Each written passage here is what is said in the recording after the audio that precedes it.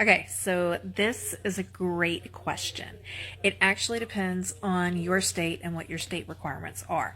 So you can check out the secularhomeschool.org, and that will list all the states and what their requirements are and links to each individual state so that you know what your requirements are in your state. In North Carolina, we have very few requirements, so I do not grade or keep track of my kids' work right now because they are both in elementary school. Now, when they get into high school, there's like a whole new level of keeping track of grades.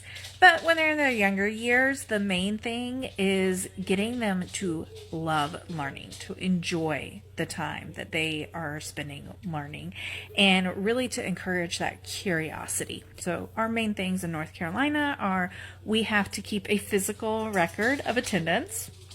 Kind of weird. Like, I have 2 kids. Pretty sure I know where they are each day. And we're always learning. So this whole attendance thing is really weird.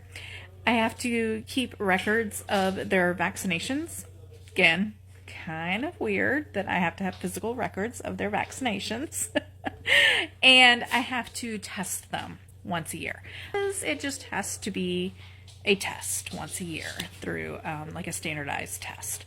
And I don't submit those results or anything. I just have them in my calendar so that if they ever call and say, hey, we need your stuff, I can take it to them and show them, look, here it is. This is what you asked for.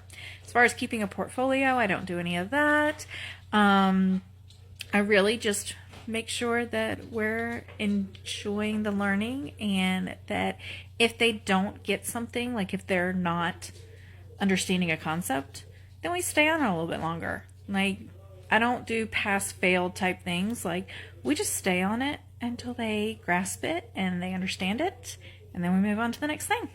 So that is kind of how grading and tracking their schoolwork works in our house.